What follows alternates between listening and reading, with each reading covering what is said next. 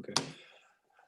What's up, folks? This is your favorite sorcerer, or really Sopax, and today I got something very special for you. It's an interview with a friend of mine, a student, and occultist artist, Alex.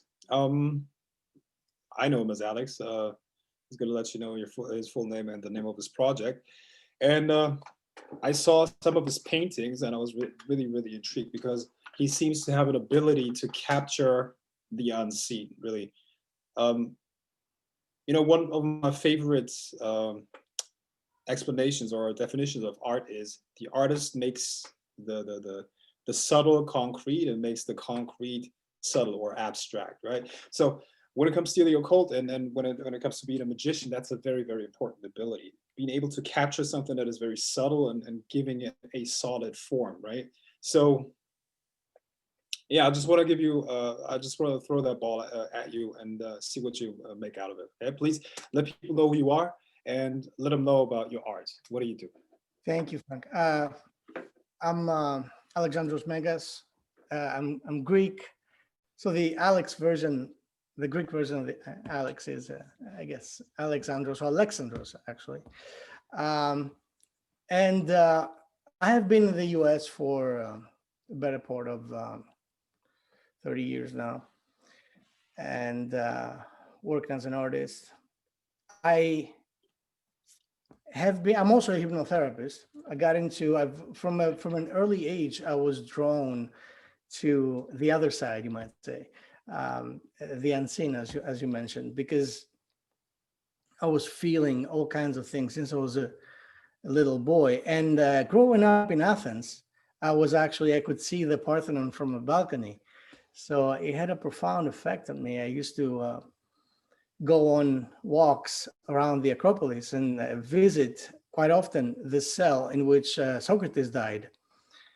And to me, the essence of what was going on there was very strong within me. And one of the first things that actually became very concrete within my psyche, especially when it comes to people like Socrates, is the concept of integrity.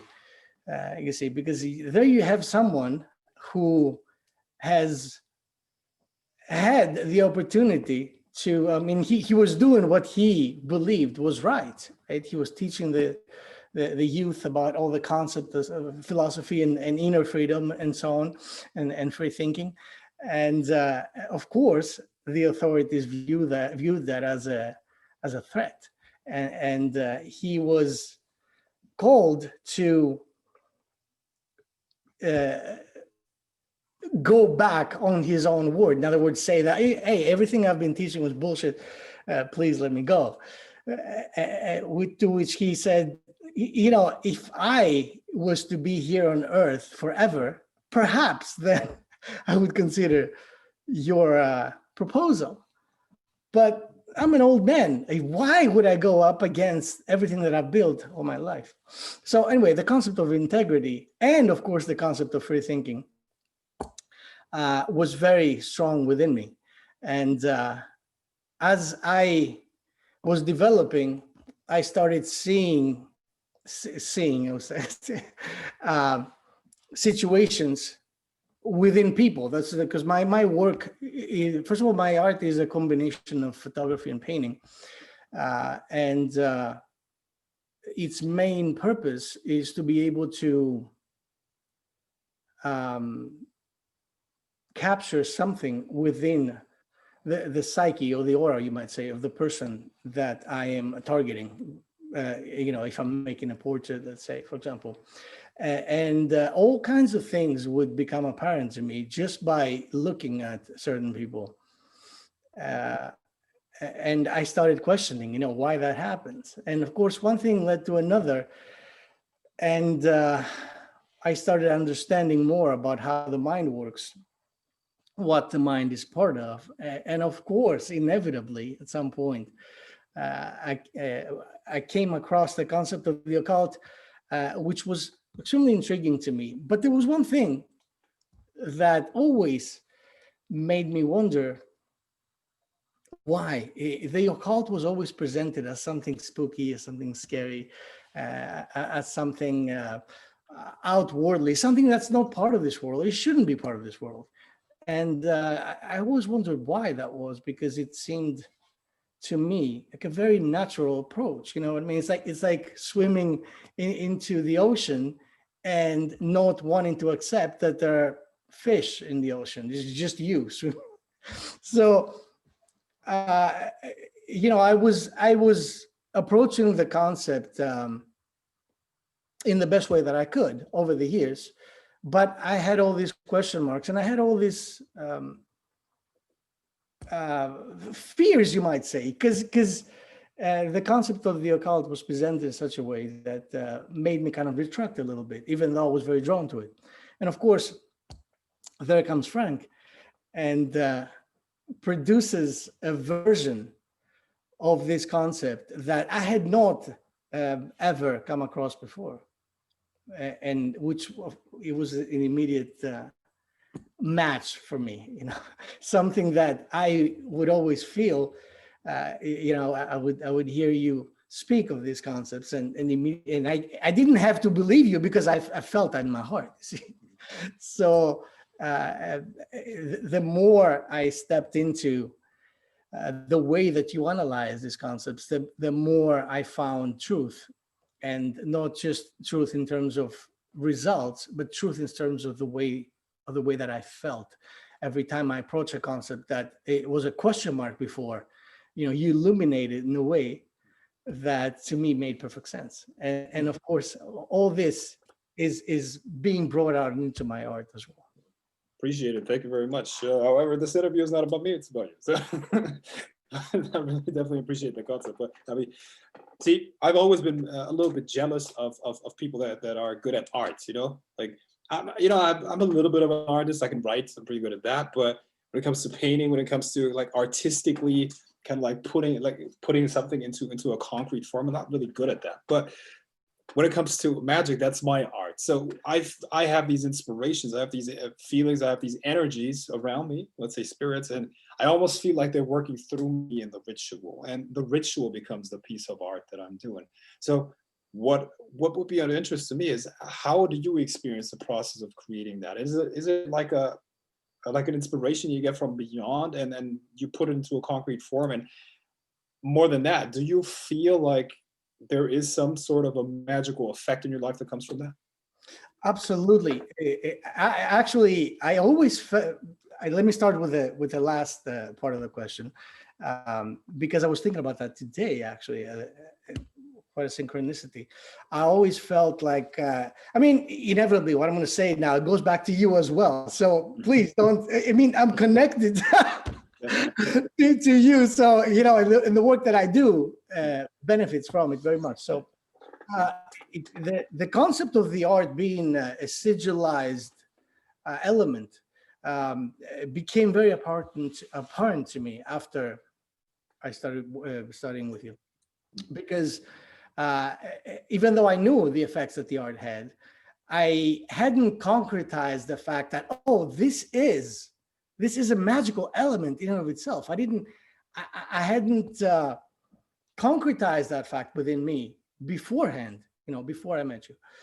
So that became very, very apparent. And of course, not only the more I realized that, the more the effects started becoming apparent.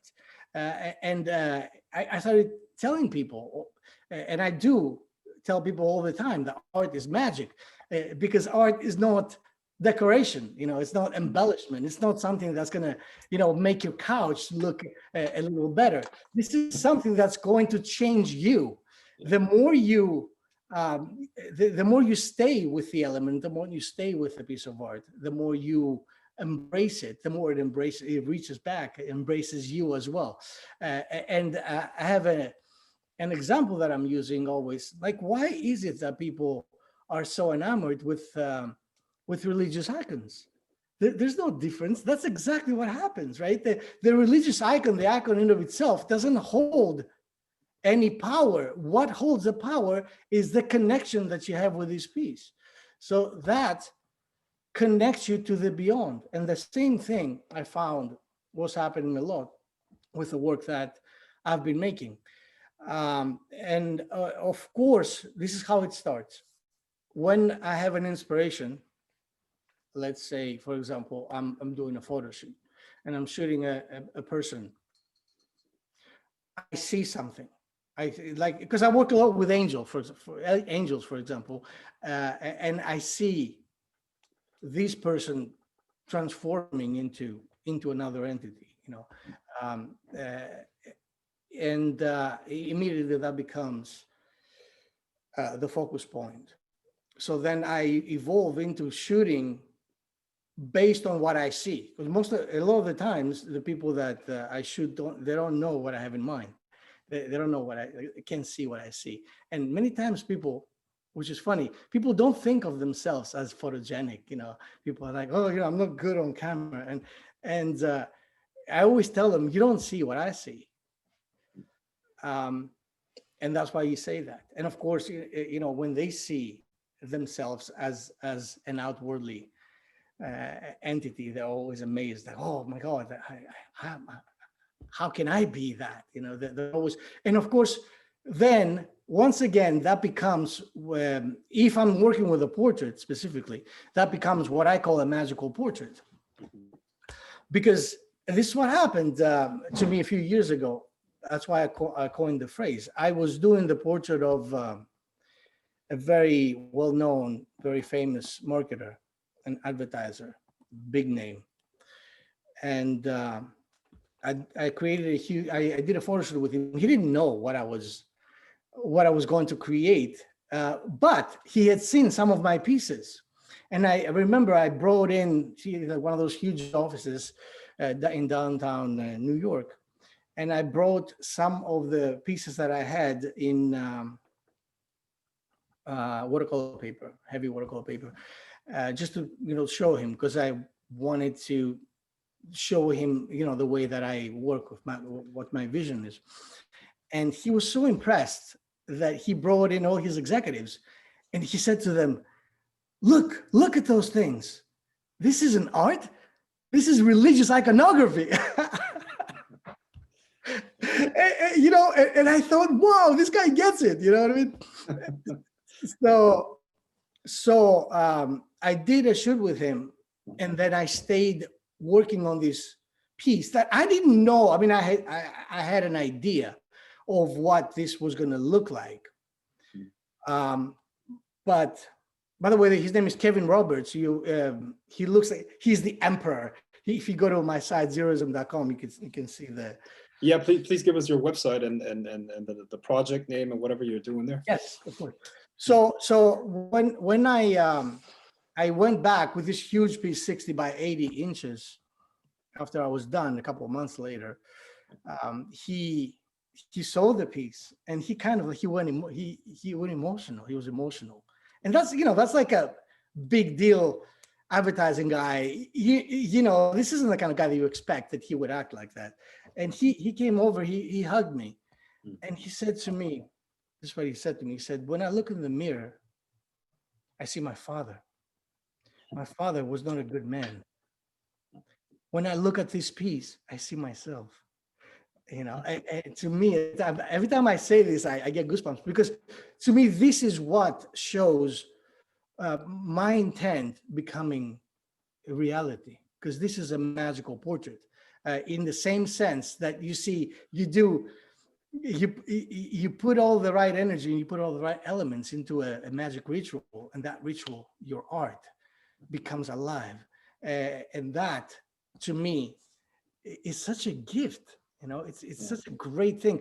And if I can create something that can change someone's idea, someone's perspective and perception of themselves, right? I'm helping them really magically, alchemically change themselves. That's how I see it. And that's beautiful. Incredible. Yeah? So you're a hypnotist as well. Are you a hypnotherapist or yeah, a hypnotherapist? Yes. Okay. So I've always found the connection between magic and hypnosis, because I don't think they're the same thing, but I'm going to ask for your opinion on that. I don't think they're the same thing, but they're kind of like cousins, if that makes sense, right? So what is your perspective on that? How has your hypnosis training helped you with your witchcraft and your art? Oh, Yeah, that is what actually both my artistic experience and my hypnotherapy experience were there to actually validate every single part of what I came across with your teachings. And to me, it was amazing because, of course, the fact that the main element of magic is connected to the subconscious mind.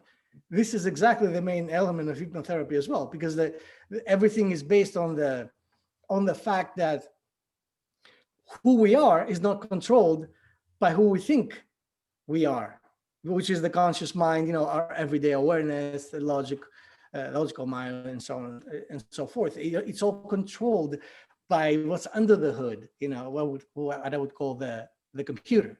See, it's the computer that is the subconscious mind that has all the programming in it, and then the conscious mind, our everyday awareness, is just a screen, right? It's the monitor. So most people see themselves as the monitor and try to fix the monitor every time when they're looking to change themselves. Of course, this is ridiculous if you look at it from that perspective.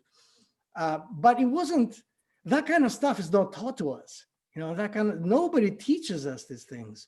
You have to come across, and of course, kicking and screaming along the way, because all this stuff is obscure. And we live in a society that obscures these concepts day in and day, even in the 21st century. I'm not even going to go and talk about how most people think about the occult, which is crazy. But even hypnotherapy in this day and age, I talk to people and they're, oh, don't look in my eyes. So it's insane. It's insanity. And of course, I have to believe that whoever is teaching us, whoever is ruling this world, has every reason to keep us blind. Of course, because that's the best way to control someone, And so hypnotherapy and magic, to me, as you said, they're definitely cousins, because they deal with the same perspectives, but the same concept, but from two different angles. So amazing, though. Absolutely amazing. Yeah. I had this experience some time back, actually a long time back, but I had this person that I wanted to affect, and I was thinking about what ritual to do, and I couldn't come up with a ritual, so I would just look at the picture and kind of like go into a trance. And as I was trancing out, I was thinking about what I wanted to happen to that person, and then I was drawing on their image. I printed out the picture of that person as a psychic link, and I didn't open it with a magical gaze or anything, but I was drawing things on top of it, and I could confirm that had an effect, because the things that I was drawing would happen to that person. So my question to you would be, do you think that's a legitimate way of doing a ritual, or how does it work when you do your paintings? Is that similar? Can you also affect the person, not just in terms of like how they feel about themselves, but actually physically? Do you think that's a possibility? And have you seen some of that happen? Absolutely, I do. I think that's a brilliant question too, because it's like, to me, it's like, and of course, way more than me on this subject, what I'm just going to say, but it's like having think of it as a voodoo doll, right? So it's, as far as I'm concerned, it's the same thing. When you're working on a piece of art of someone, if it is someone that you have in mind, because I might have someone's likeness, but not caring to deal with them as that person, but just use their likeness to create something else. That happens a lot. But it has happened that I work on a portrait of someone, and there's a reflection. See what happens in the portrait. You can see the reflection in the real life of the person. It's like a Dorian Gray portrait in a way, right? Yeah, I heard of that. Yes. Okay. So, man, please give us your website again, and Yes. let us know about how can people get in touch with you. It's not the end of the interview, but I just wanted to make sure that we cover that. Yeah, it's zeroism.com. That's zero as in, the number, zero ISM, zeroism.com. And of course, through the site, you can either follow me through the various social media or get in touch with me. Also, I have a store in which people can get prints of mine.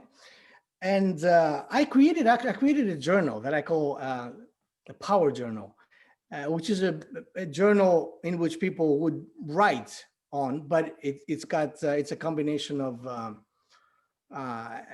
empty pages with cool textures on them where people can write, and my art, which is pretty cool.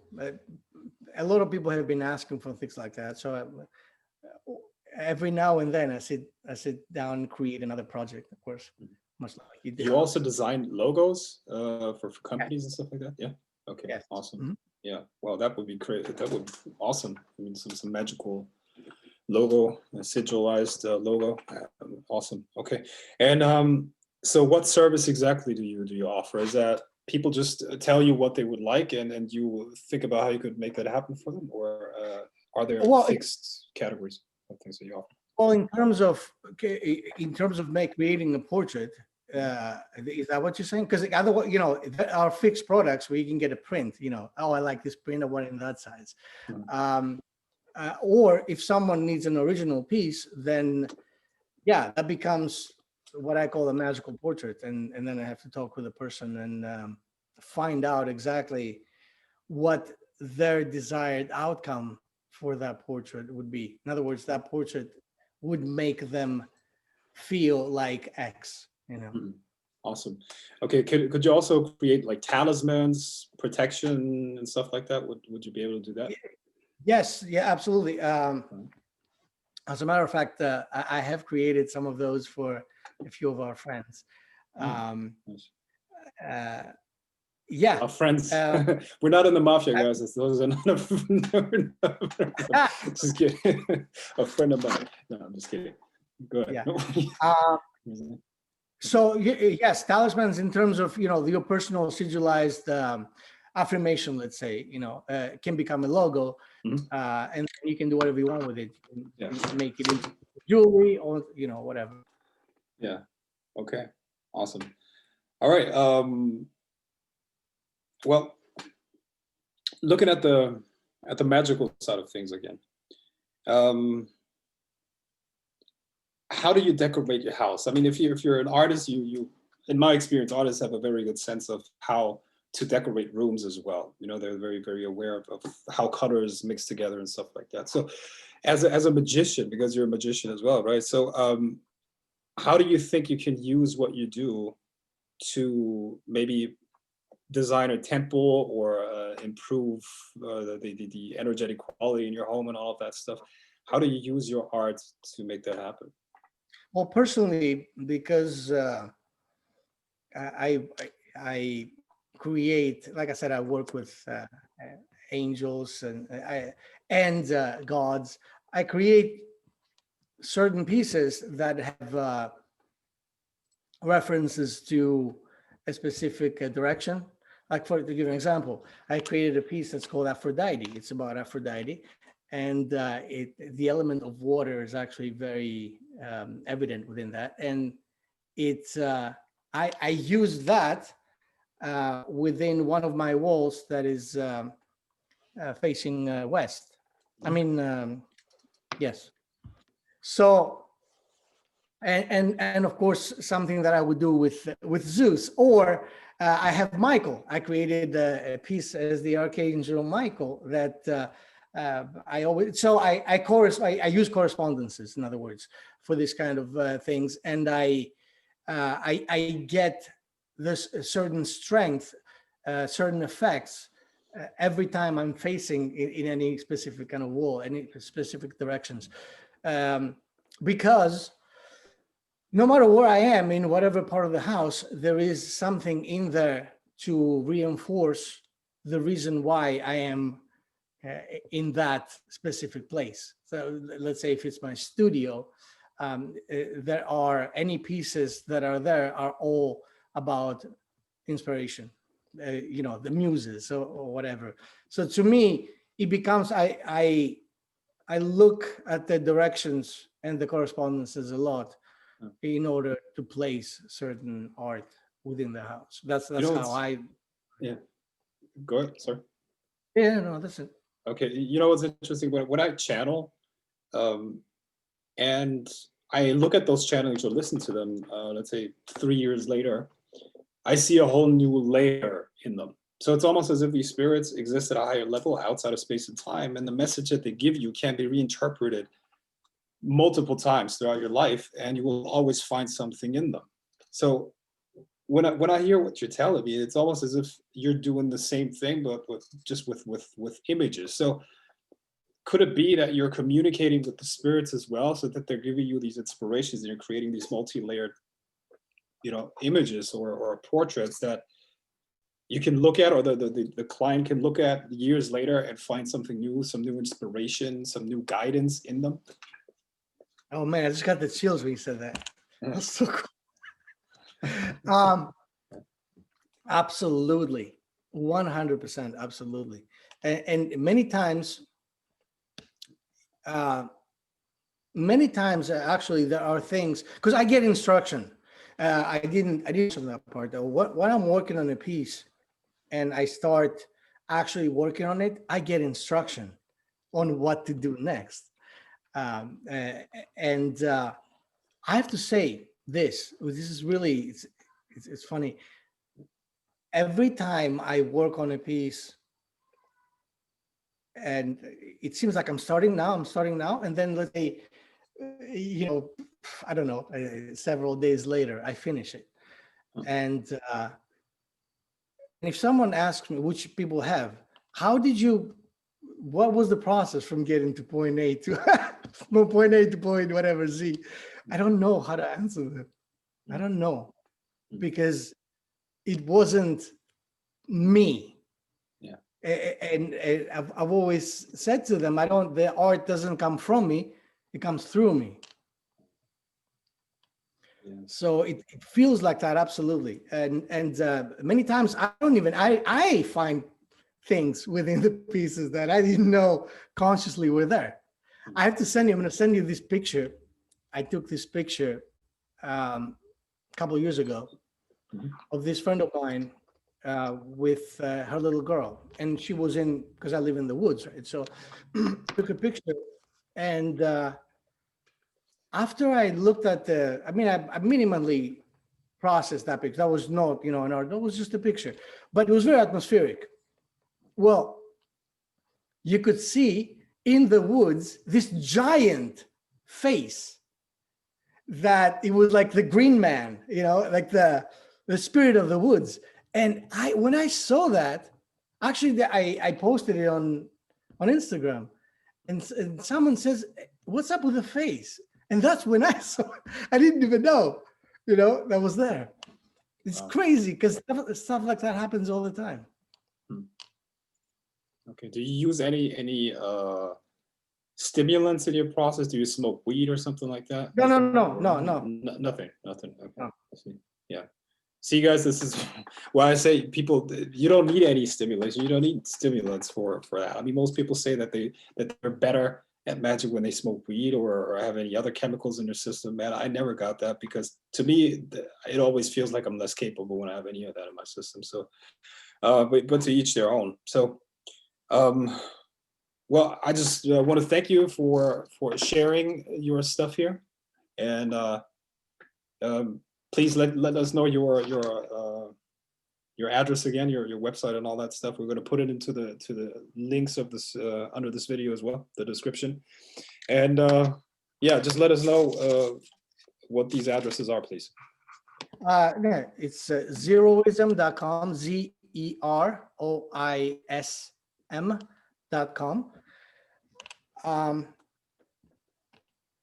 And within there, people can get in touch with me if they need to. Any social media, any Instagram, Facebook? All the stuff is in there. Zeroism Art is the social media, either on Facebook or on Instagram. Zeroism Art. Okay. Well, thank you very much. Anything else? it's been such a pleasure, and it's great when I get to talk with you because I have to say this that um, I tell you that all the time, but thank you for taking something and bringing it out of the world of obscurity, because so many people need to understand that this is not the supernatural. This is the natural, the natural world. And you make that 100% clear for people. And thank you. Thank you for that, brother. Thank you, man. Appreciate it. Thanks. Okay. Talk to you soon.